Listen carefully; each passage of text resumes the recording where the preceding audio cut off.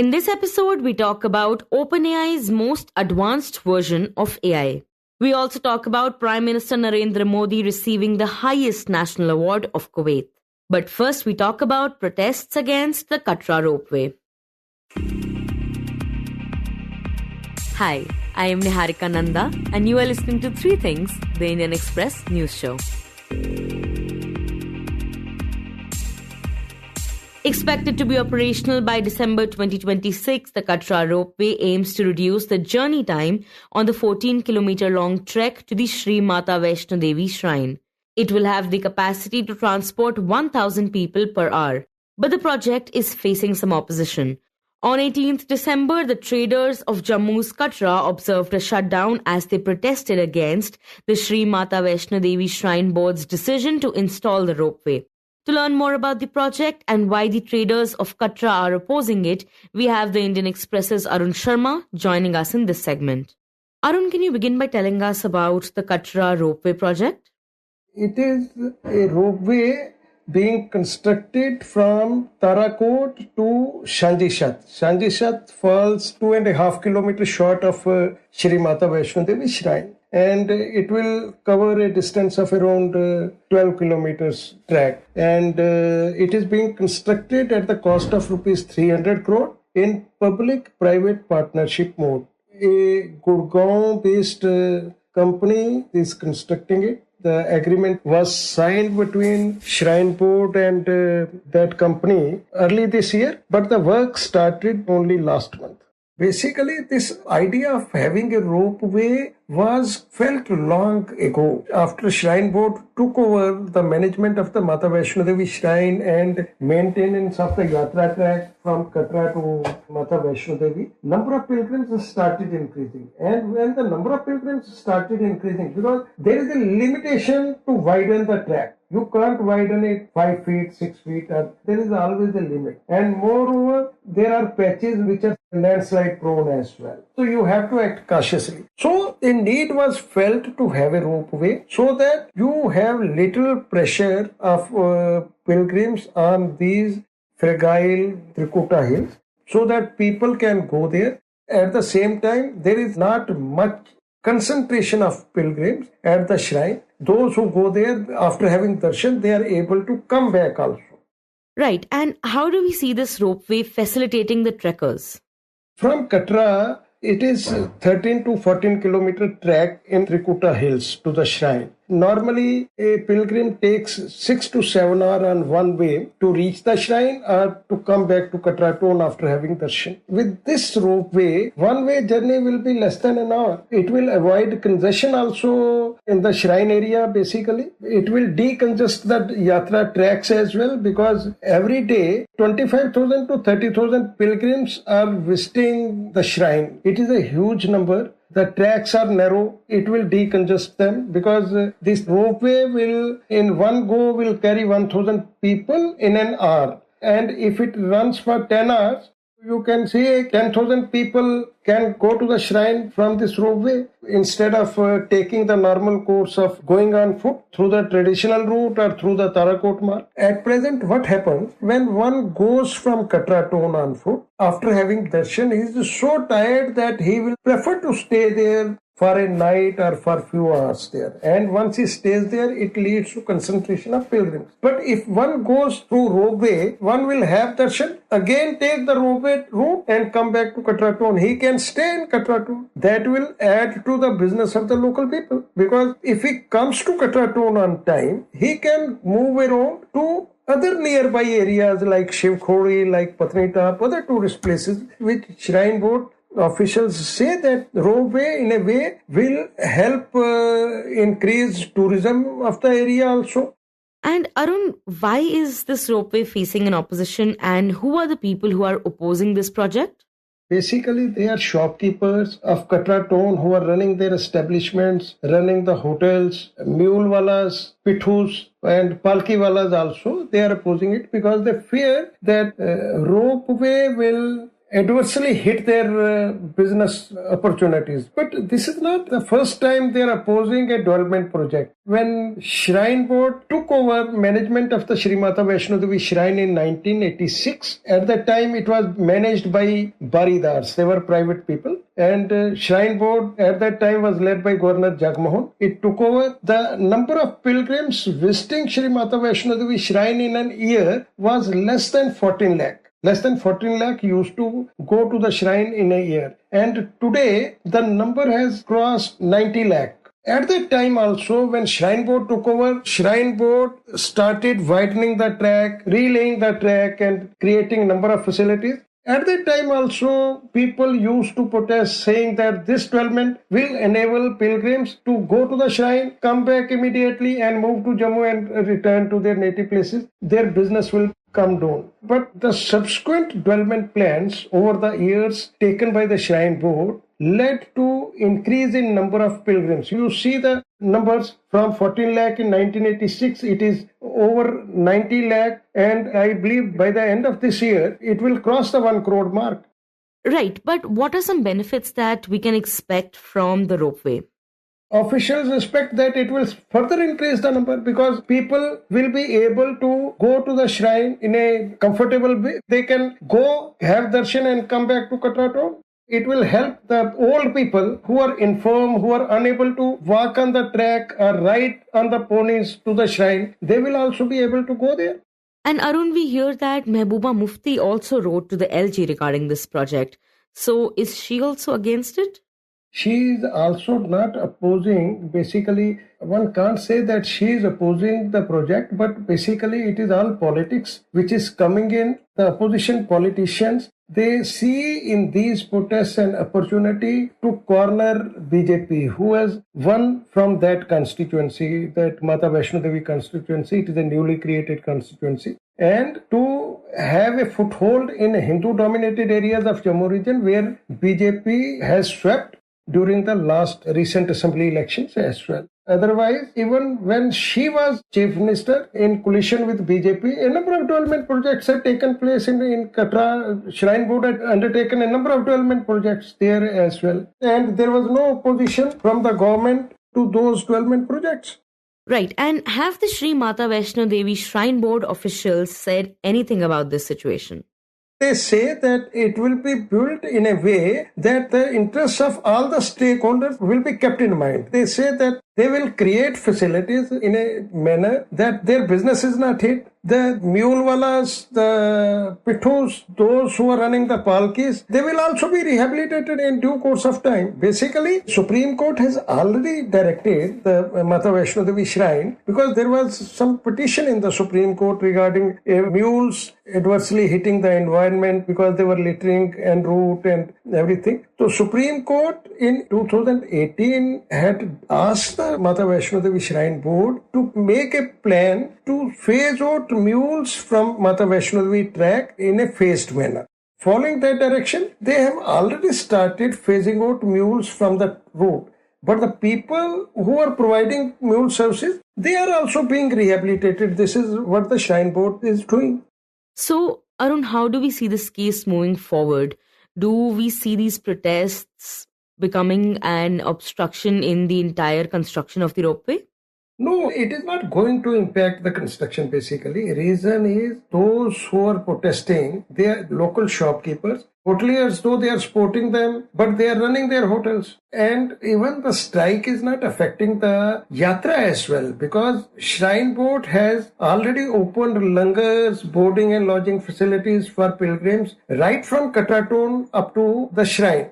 So, most of the pilgrims visiting Shri Mata Vaishnodevi Shrine, they are not dependent on local shopkeepers or local facilities being provided to them by the local people. They are mostly dependent on Shrine Board infrastructure. And with arrival of the train also in Katra town, most of the people, the rush is more during off days, Saturday or Sunday, weekday. Because Saturday and Sunday being holiday in Delhi or some other places in the country, people take advantage of these two holidays. They reach Katra early in the morning, Saturday, go to the shrine, have darshan, and by Sunday, they catch the train and reach their destination on Monday to go to their respective offices of their business establishments. So people are not mostly dependent on local people. This strike is not going to affect the normal pilgrimage taking place there. Next, we talk about OpenAI's most advanced version of AI. The AI research and development company OpenAI has launched their most advanced version of AI called O3. The new model is capable of delivering responses in a more step-by-step and logical manner. OpenAI's CEO Sam Altman said during the launch that the company is viewing O3 as the start of a new phase of AI. He said that these models can be used to do more complex tasks that require a lot of reasoning. Launched in September, the O1 model takes its time to think over responses to prompts from the users. The new O3 model surpasses several benchmarks when it is compared to O1. To learn more about this advanced version of AI by OpenAI, we have the Indian Express's Bijin Jose joining us. Bijin, when it comes to the O3 model, how different it is from the earlier AI models? So, as we know, OpenAI was just recently introduced its 12-day update program where it was launching one after the other updates to its existing models. So, O3 model is its latest frontier model, which is actually a model that is high on reasoning. It is essentially a reasoning model, which is a successor to the O1 model, which was launched in September. O1 was also a reasoning model, but with O3, they have brought something called the reinforcement learning on reasoning steps, which is essentially it gives a logical output in a step-by-step manner. And this is something that has reasoning as its superpower, and it helps in solving some complex tasks related to mathematics, coding, and science. Right, and can you tell us about the significance of O3's reasoning capabilities? As I mentioned, it generates multiple reasoning chains to solve a specific problem and uses a verifier model to rank them based on their correctness or accuracy. So basically with this model, we see that AI's focus is shifting from, up until now, it was mostly prediction of the next word or token. Now it's more leaning towards objective reasoning accuracy. So this essentially allows the model to self-correct errors and improve results on, several benchmarks. And talking about these benchmarks, how did the O3 model perform on these benchmarks? Okay, so I'll give you a brief overview. The benchmarks that has been shared by OpenAI is first is the Frontier Math benchmark, where it achieved some 25% accuracy. And because this is a very tough benchmark, and this is basically a set of mathematical questions. And up until now, most models could only secure a max of 2%. This model, the O3 model, has secured a 25% accuracy, which is a very big leap. Secondly, when it comes to coding, there is this benchmark called Code Forces Rating. And as of now, it has outperformed other models plus human participants by, I think, 99.95% accuracy. And then again, there is another benchmark which is very key to AI models because this is for software engineering tasks. It is called S-Bench Verified Benchmark. And O3 model has achieved 71.7%, which is much more than Cloud 3.5 49% score. So when it comes to benchmarks, this model has actually outdone a lot of its contemporaries, and I don't think so there's any other model that can as of now match up to this scale. So does it mean that we are now closer to artificial general intelligence? Not yet, but we are getting closer because OpenAI has not explicitly mentioned any of it right now. But when we look at the benchmarks that have been already shared by OpenAI, like the frontier math, essentially, it measures the ability of an AI model to solve some complex mathematical problems that even professional mathematicians find challenging. Similarly, there's another benchmark that's called GPQA. This is essentially understanding some reasoning questions that are on graduate level science concept, which is mostly on the side of researchers. This is meant for researchers essentially. So we can say that we are getting closer, but this is not clearly AGI. And OpenAI researchers have also indicated that the O3 demonstrates some AGI-like behavior in reasoning tasks, especially with its score on a benchmark that is known as ARC-AGI, where it secured 87.5%. The ARC-AGI is a metric by which researchers measure the model's ability to do, some intuitive tasks just just the way humans perform them. Right. And talking more holistically, what are the broader implications of the O3 model? So, like based on the benchmarks that I discussed earlier, if you see, like if all these benchmarks are proven, externally, the O3 model could actually redefine whatever AGI milestones big companies like OpenAI has set for itself, because attaining AGI is a very long shot. And with OpenAI's O3 model, it seems the company is more focused on getting a balance of innovation with accessibility. And this is mainly their tools are designed in such a way that should benefit advanced users and in research mainly. But Bijin, are these benchmarks even relevant given that this is supposed to be one of the most advanced versions of AI that has been put out by OpenAI? With O3, yes, a lot of benchmarks, this model has surpassed in performance, right? So, with OpenAI's achievements here, it is suggested that these benchmarks may have diminishing value as we going forward. Because as these models can eventually, they can overachieve in these set benchmarks, that shows that they may have to come up with tougher tests to actually check the capabilities of these complex models. And this also shows that future evaluation may focus on other aspects of running an AI model, like adaptability, like cost efficiency, and how they actually would cater to the real world use cases, than being limited to one particular benchmark on coding or mathematical reasoning or. And Bijin, what makes OpenAI O3 different from the traditional models of AI? So, as I mentioned earlier, the most traditional models, or the models that we have known so far, they essentially focus on predicting the next sequence in a word or a problem. But when it comes to O3, the focus is more on predicting reasoning chains that actually lead to objectively correct answers. It scales reasoning through something called reinforcement learning, and it does it on its own. It learns and it also corrects itself. And this is a slightly time consuming process. It just functions like the human brain. It ruminates. Like when somebody asks us a question, we think before answering, right? So O1 essentially does that, but O3 goes a step beyond that. It also thinks, it also ruminates, but the answers that you get are much more accurate as claimed by OpenAI. And Bijin, now that we are at a stage where AI models are being created, which are using logic, which are using reasoning, so what can we expect? Are these models supposed to be better than humans as far as their reasoning and logical capabilities are concerned, or they are supposed to be somewhat at par with them? Or are they still at a stage where they lag certain sensibilities and certain capabilities in comparison to humans? See, with whatever we are seeing right now, the agenda is to match human intelligence, the way humans intuitively work on tasks or, logically compartmentalize information the way our human brain does. But I don't see any tech corporate or coming forward and openly claiming that they want to outdo it yet. They're not talking about it yet, but it is implied that they want an intelligence that is on par with the human cognition, which is also, they don't speak about this explicitly, but that is the ultimate goal. The goal of attaining AGI itself is what this is. Right. So are there tasks where O3 still struggles?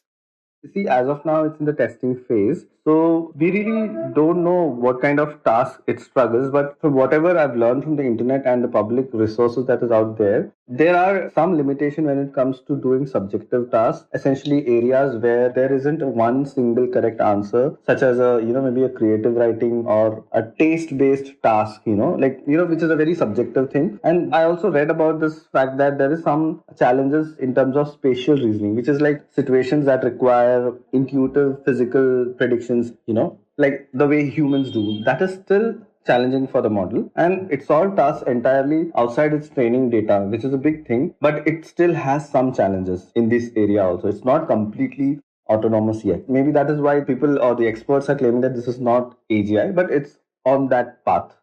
And Bijin, we also know that Google recently launched Gemini 2.0. So how is it different from that?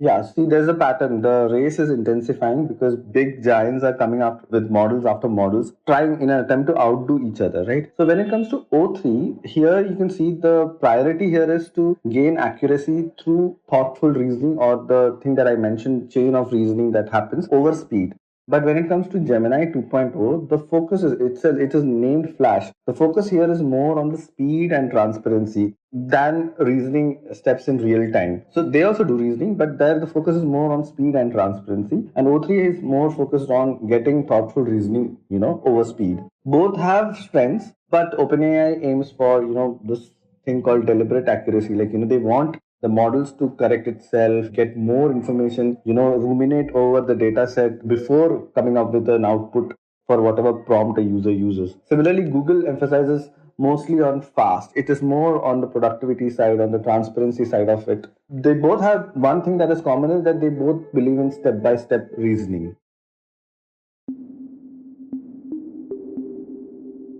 And in the end, we talk about Prime Minister Narendra Modi being awarded the highest national award of Kuwait. On 22nd December, Prime Minister Narendra Modi was awarded the Mubarak Al-Kabir, or the Order of Mubarak the Great, by Sheikh Mishal Al-Ahmad Al-Jaber Al-Sabah, the Amir of Kuwait. The Order of Mubarak Al-Kabir is the highest national award of Kuwait. It is conferred by the Kuwaiti government on heads of state, sovereigns of foreign countries, and on members of foreign royal families as a sign of friendship and goodwill.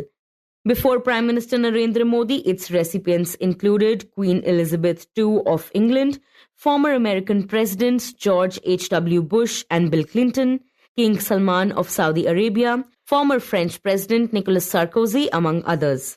The award was instituted in 1974 in the memory of Mubarak al-Sabah, also known as Mubarak al-Kabir or Mubarak the Great, who ruled Kuwait from 1896 to 1915.